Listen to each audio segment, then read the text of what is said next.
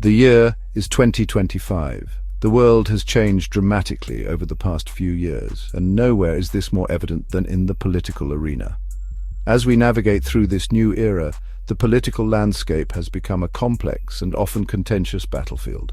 The political landscape is a battlefield. It's a place where ideologies clash, policies are debated, and the future of the nation is constantly being shaped and reshaped. The stakes have never been higher, and the players involved are more determined than ever to see their visions realized. The two major parties are locked in a bitter struggle for power. This struggle is not just about winning elections, it's about defining the very soul of the nation. Each side believes that their path is the right one, and they are willing to go to great lengths to prove it. Stephen Miller, former White House advisor, remains a controversial figure. His influence on the political discourse is undeniable, and his views continue to spark intense debate. Whether you agree with him or not, his presence in the political arena cannot be ignored. In a recent interview, Miller offered his perspective on the state of American politics. He spoke candidly about the challenges facing the nation, the divisions that have deepened over the years, and his vision for the future. His words provide a glimpse into the mind of a man who has been at the center of some of the most significant political battles of our time. His comments provide a window into the deep divisions that continue to plague the nation. These divisions are not just political, they are cultural, social, and economic. They reflect a nation that is struggling to find common ground and a shared sense of purpose. This essay will unpack Miller's key arguments. We will delve into his thoughts on the current state of the political landscape, his criticisms of the opposition, and his views on the role of cultural institutions in shaping public opinion. We will explore his criticisms of the opposition. Miller has been vocal about what he sees as the failings of the other side, and his arguments provide a stark contrast to the narratives put forth by his political adversaries. We will examine his views on cultural institutions like Saturday Night Live. Miller believes that these institutions play a significant role in shaping public perception, and that they often do so in a way that is biased against his political beliefs. And we will delve into his concerns about threats against political figures and the alleged weaponization of law enforcement.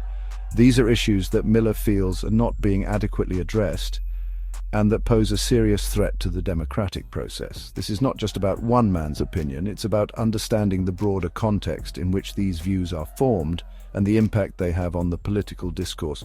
It's a reflection of a broader trend.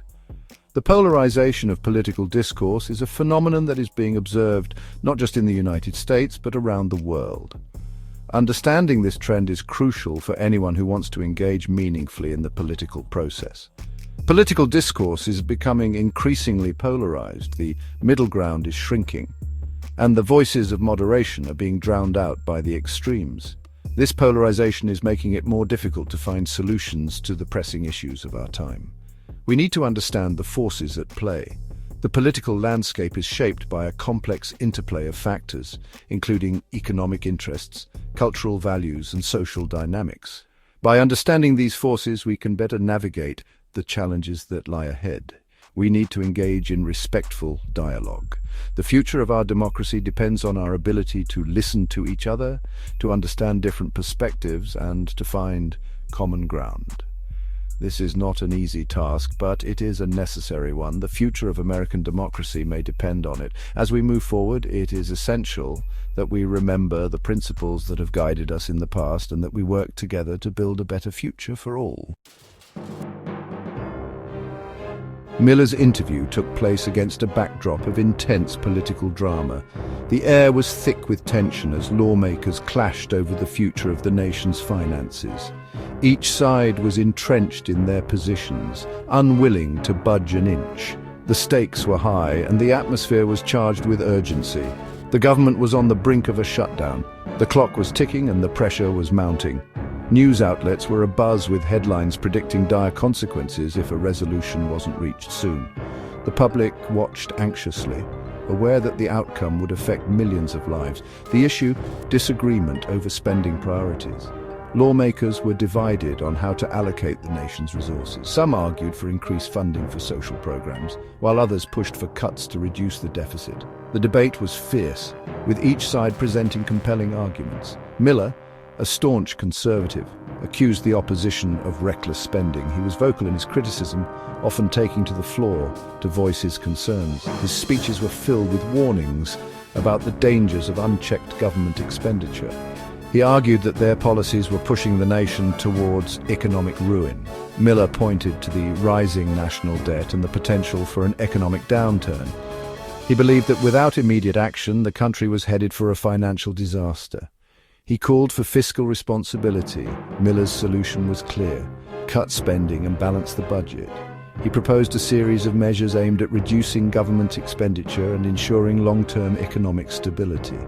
He advocated for deep cuts to social programs. This included reductions in funding for healthcare, education and welfare. Miller argued that these cuts were necessary to prevent further financial strain on the government. This stance resonated with his base. His supporters saw him as a champion of fiscal conservatism, someone who was willing to make tough decisions for the greater good. They rallied behind him, believing that his approach was the right path forward. But it drew sharp criticism from those who believe in a stronger social safety net. Opponents argued that cutting social programs would harm the most vulnerable members of society. They believed that the government had a responsibility to provide support and services to those in need. The debate over spending is about more than just numbers. It's about values and priorities. It's a battle over what kind of country we want to be and how we want to allocate our resources. The decisions made in these debates will shape the future of the nation. It's a fundamental disagreement about the role of government. On one side, there are those who believe in a limited government with minimal intervention in the economy. On the other, there are those who advocate for a more active government role in providing services and support to its citizens. This ideological divide is at the heart of the spending showdown. Miller also took aim at popular culture. He specifically criticized SNL, the long-running sketch comedy show. He accused the show of being out of touch and overly political.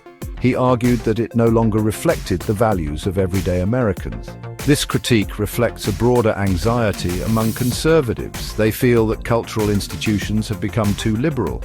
They see SNL as a symbol of this trend. Miller's comments sparked a debate about the role of humor in political discourse. Can comedy be a tool for social commentary without being divisive? A significant portion of Miller's interview focused on the issue of threats against political figures.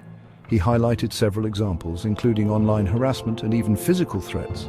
He expressed concern about the safety of public officials in today's polarized climate.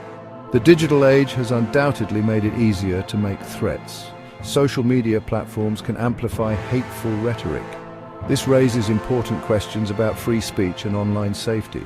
How do we protect the right to free expression while also safeguarding individuals from harm?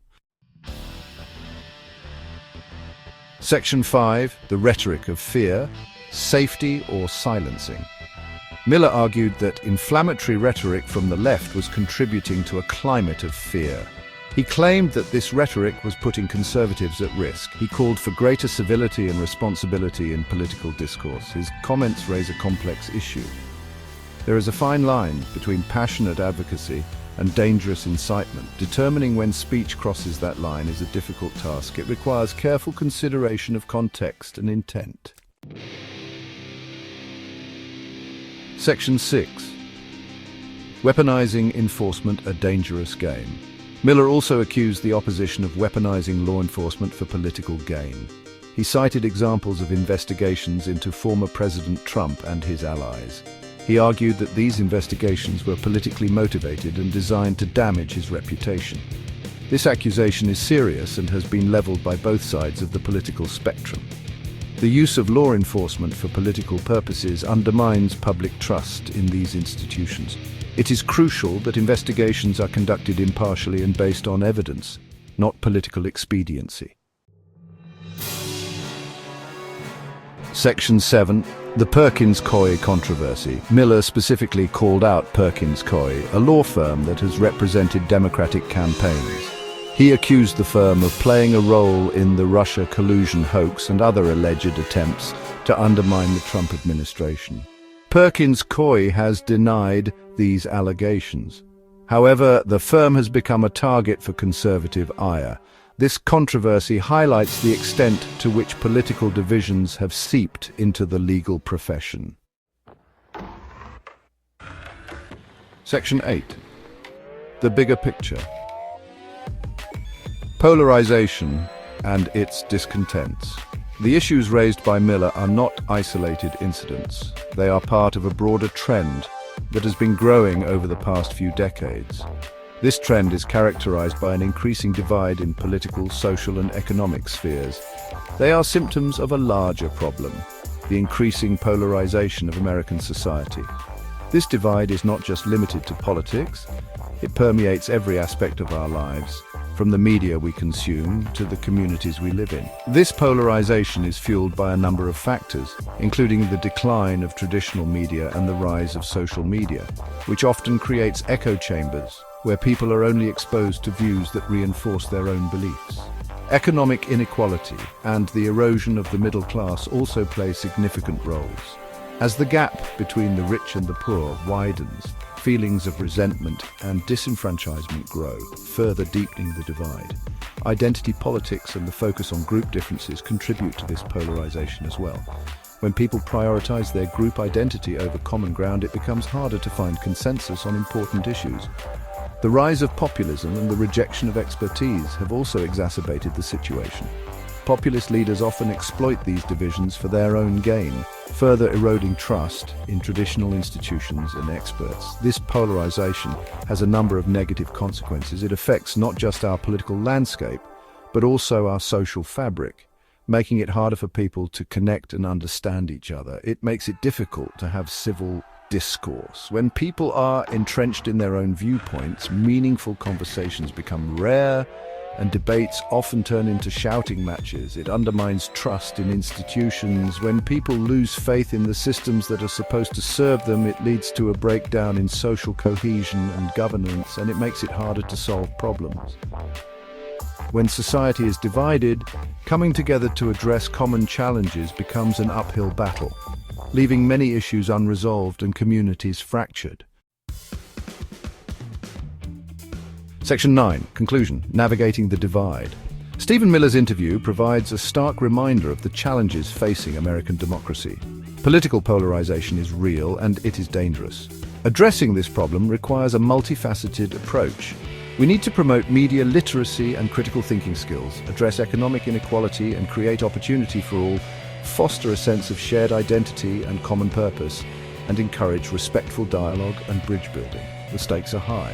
The future of our nation may depend on our ability to navigate these divisions and find common ground.